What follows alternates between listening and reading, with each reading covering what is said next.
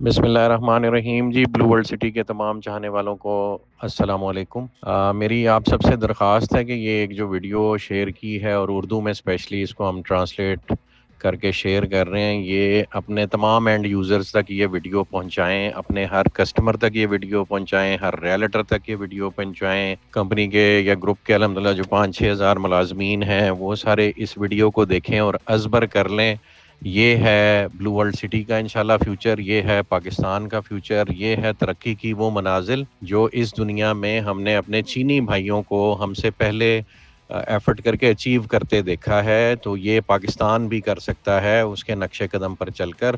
پاکستان الحمدللہ ایک nuclear state ہے، ایک ملٹری مائٹ ہے جس کی کہ ریکگنیشن پوری دنیا نے الحمدللہ کر لی ہے، اور آنے والے وقت میں آپ صلی اللہ علیہ وسلم کی احادیث کے مطابق اس امت سے، اس قوم سے، اس فوج سے، اس نیوکلیئر سٹیٹ سے جو کام لیا جانا ہے اسلام کی نشاط ثانیہ کا، اس میں پاکستان کا ایز اکنامک جائنٹ ہونا بھی بہت ضروری اور اس وقت کا تقاضا ہے۔ اس کو مد نظر رکھتے ہوئے ہم من حیث القوم ایک ایفرٹ شروع کریں اور اپنے زندگی کے ہر شعبے میں، ہر کاروبار کے ہر شعبے میں، چاہے وہ جس بھی فیلڈ سے منسلک ہے، وہ انجینئرنگ سے ہے، وہ ڈاکٹریٹ سے ہے، وہ ڈاکٹر ہے، وہ پبلک سرونٹ ہے، وہ ملٹری کا آفیسر ہے، ہم لوگوں نے ایز اے قوم ایفرٹ کر کے لیڈ کرنا ہے پوری امت کو۔ اللہ پاک نے یہ رول اس امت کو، اور ہمارے جو سپہ سالار ہیں، chief of army staff and field martial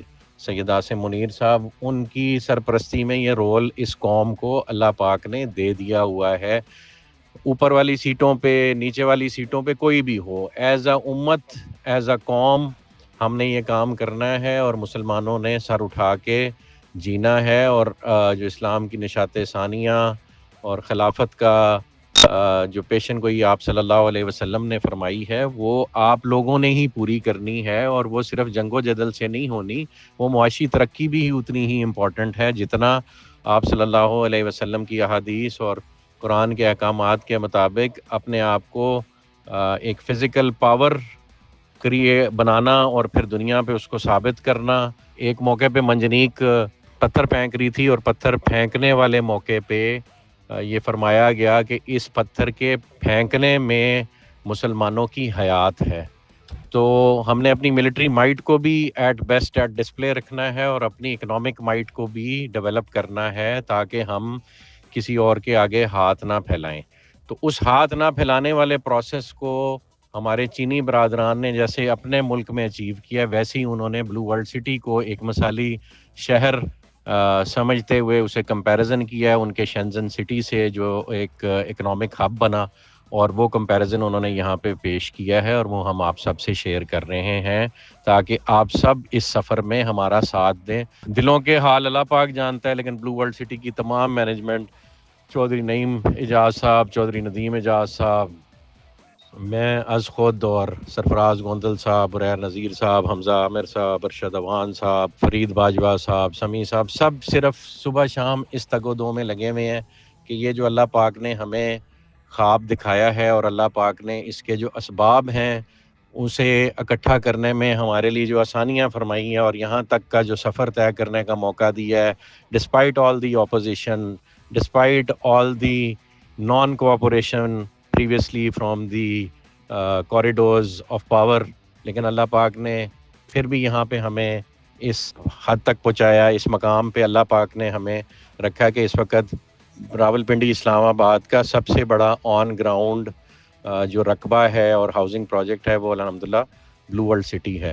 تو بلو ورلڈ سٹی ہمیشہ سے کہتا آیا ہے کہ ہم ایک شہر بنیں گے، اور شہر بننے کے لیے ضروری ہے کہ ہم ایک اکنامک ہب بھی بنیں، اور اسی لیے ہم نے چائنیز کے ساتھ مل کر یہ ڈریگن مال اور انڈسٹریل پارک کی بنیاد رکھنے کا فیصلہ کیا ہے، جو کہ اس اکنامک ہب کی انشاءاللہ بنیاد بنے گا۔ یہ سارا پروسیس اس ویڈیو میں سمجھایا گیا ہے، کائنڈلی سب اس کو سنیں اور اس کو ازبر کریں، اور پھر ہمارے ساتھ اس جد و جہد میں شریک ہوں۔ جزاک اللہ خیر۔ ہیلو ایوری ون، آج میں بلو ورلڈ سٹی کے تعمیراتی تصورات اور منصوبہ بندی کے بارے میں بات کرنا چاہتا ہوں، کیونکہ پاکستان اس وقت اپنے انٹرنیشنل سیاسی ماحول کے بہترین دور سے گزر رہا ہے، اور یہ اس کی ترقی کے لیے ایک سنہری دور بھی ہے۔ خصوصاً چین اور پاکستان کے تعلقات ایک نئے اور تیز رفتار ترقی کے دور میں داخل ہو چکے ہیں۔ ہم نے پاکستان کے اعداد و شمار کا ایک سادہ موازنہ کیا ہے، چاہے وہ مجموعی قومی پیداوار GDP ہوں، فیکس آمدنی ہو یا شہری ترقی کی شرح۔ سب کچھ اس وقت کے چین سے مشابہت رکھتا ہے جب اس نے اصلاحات کا عمل شروع کیا تھا۔ اس کا مطلب یہ ہے کہ پاکستان بھی تیزی سے ترقی کے ایک نئے راستے میں داخل ہونے والا ہے۔ بلو ورلڈ سٹی بھی اسی تناظر میں وجود میں آیا ہے، اس لیے اسے ایک خاص تاریخی مشن انجام دینا ہے۔ یہ مشن دراصل ہے کیا؟ یہ مجھے چین کے شینزن اسپیشل اکنامک زون کی یاد دلاتا ہے۔ میں شینزن کے ترقیاتی عمل کے بارے میں تفصیل سے بات کرنا چاہتا ہوں۔ ہمیں اس کی کامیابی کے راز جاننے ہیں اور یہ دیکھنا ہے کہ شینزن ہمیں کیسے متاثر کرتا ہے۔ شینزن کی ترقی کے 3 مراحل ہیں۔ پہلا، آغاز کیسے ہوا؟ دوسرا، تبدیلی و توسیع، اور تیسرا، اعلیٰ معیار کی ترقی کی جانب پیش رفت۔ ان میں سے ابتدائی 20 سال سب سے زیادہ مطالعہ کرنے کے قابل ہیں، کیونکہ اس وقت شینزن کی صورتحال بالکل ویسی تھی جیسی آج ہماری ہے۔ 1980 میں شینزن کے پاس صرف 2 مرکزی سڑکیں اور ایک واٹر پلانٹ تھا، لیکن شینزن نے خود اپنے معیارات قائم کرنے میں پہل کی۔ اس نے ماحولیاتی نظام، ٹرانسپورٹ اور شہری راہداریوں اور زمین کے استعمال کو اس طرح منظم کیا کہ کوئی بھی انفرادی منصوبہ شہر کی مجموعی قدر کو نقصان نہ پہنچا سکے۔ بعد میں شینزن نے 3 لیولز پر مشتمل منصوبہ بندی کے نظام کی بنیاد رکھی: ماسٹر پلان، ڈسٹرکٹ پلان اور تفصیلی پلان۔ یہ اس وقت چین میں اپنی نوعیت کا پہلا نظام تھا۔ مزید یہ کہ حکومت کے اندر ایسے ڈپارٹمنٹس قائم کیے گئے جو ان منصوبوں کو عملی طور پر نافذ کرنے کے ذمہ دار تھے۔ اسی بنیاد پر شینزن نے اپنا پہلا ماسٹر پلان تیار کیا۔ اس میں ترقی کے اہداف، سمت، اسکیل اور شہری افعال کو واضح طور پر بیان کیا گیا۔ دلچسپ بات یہ ہے کہ شینزن نے ابتدا میں کلسٹر لیول کے ترقیاتی ماڈل کو اپنایا۔ اس نے مشرق سے مغرب تک 3 بڑی شاہراہوں کے ذریعے مختلف علاقوں کو اس طرح جوڑا جیسے موتیوں کو ایک لڑی میں پرویا جاتا ہے۔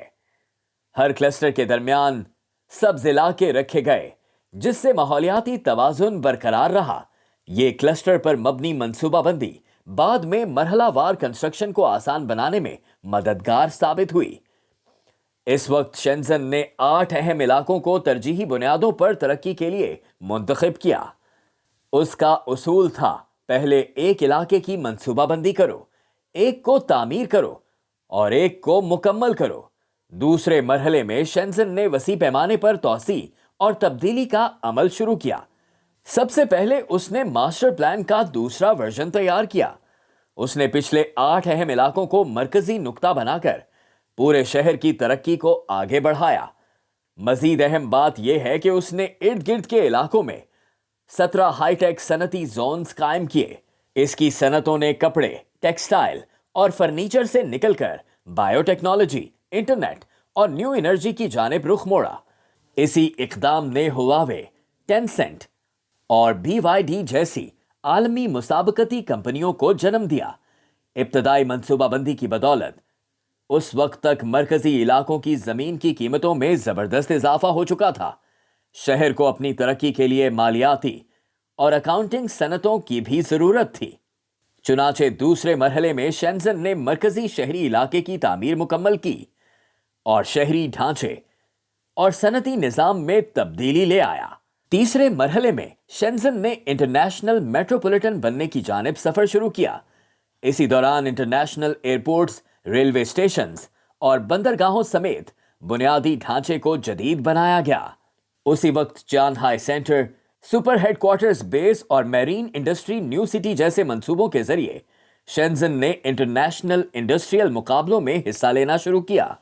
ان 45 سالوں میں شینزن کی زمین کی قیمت میں زبردست اضافہ ہوا۔ مثال کے طور پر رہائشی زمین کی قیمت اپنی ابتدائی قدر سے 310 گنا بڑھ گئی۔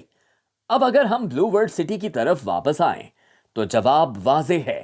بلو ورلڈ سٹی کسی عام علاقے کا نام نہیں، یہ ایک باہمی تعاون کا ماڈل زون ہے جو پاک چین دوستی کی علامت ہے۔ ایک مستقبل کا مثالی شہر جو پاکستان کے بلند اڑان والے عقاب کی علامت ہے، جو 5 ملین سے زیادہ آبادی پر مشتمل عظیم میٹروپولیٹن سٹی ہے اور ایک ایسا خوابوں کا شہر ہے جس کی تمنا پاکستان کا ہر نوجوان کرتا ہے۔ ایسے عظیم تاریخی مشن کے سامنے ہمیں کئی چیلنجز کا سامنا ہو سکتا ہے، مثلاً منصوبہ بندی میں نئے شہر کے تعمیراتی معیارات کیسے طے کیے جائیں، شہر کی شناخت اور پوزیشننگ کیسے متعین کی جائے، اس کے خصوصی فریم ورک کو کس طرح تشکیل دیا جائے اور وسائل کے بہتر اشتراک سے منفرد اقدار کیسے پیدا کی جائیں۔ تعمیر کے مرحلے میں کون سی صنعتیں فروغ پائیں، ترقی کو منظم انداز میں کیسے آگے بڑھایا جائے، ترقی کا ابتدائی محرک کہاں سے آئے گا، کن علاقوں کو پہلے تعمیر کیا جائے اور ان سب کے عملی ممکنات فیزیبلٹی کیا ہوں گے، انتظامات اور عمل درآمد کے لحاظ سے مزید تعمیراتی فنڈز کیسے حاصل کیے جائیں، ہر مرحلے میں کیا اقدامات کیے جائیں اور ان پٹ اور آؤٹ پٹ میں توازن کیسے قائم رکھا جائے۔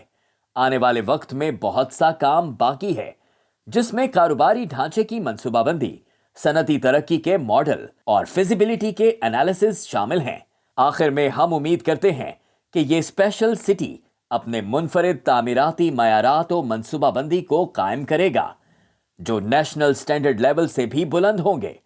اسی کے ساتھ ایک ڈیجیٹل شہری نظم و نسق پلیٹ فارم کے ذریعے ہم ایک سمارٹ نقشے سے پورے شہر کو منظم کر سکیں گے جس سے انتظامی معیار اور کارکردگی میں غیر معمولی بہتری آئے گی، اور ابھی کا ابتدائی مرحلہ اس پلیٹ فارم کے قیام کے لیے سب سے موزوں وقت ہے۔ جیسا کہ پاکستان کے عظیم شاعر علامہ محمد اقبال رحمۃ اللہ علیہ نے فرمایا، اسلام کوئی یاد نہیں بلکہ ایک دائمی تحریک ہے، اور بلو ورلڈ سٹی دراصل اس شعر کی عملی تصویر ہے۔ ہم امید کرتے ہیں کہ بلو ورلڈ سٹی اپنی ایک نئی معجزاتی راہ خود تراشے گا۔ یہ تھی آج کی میری گفتگو۔ شکریہ۔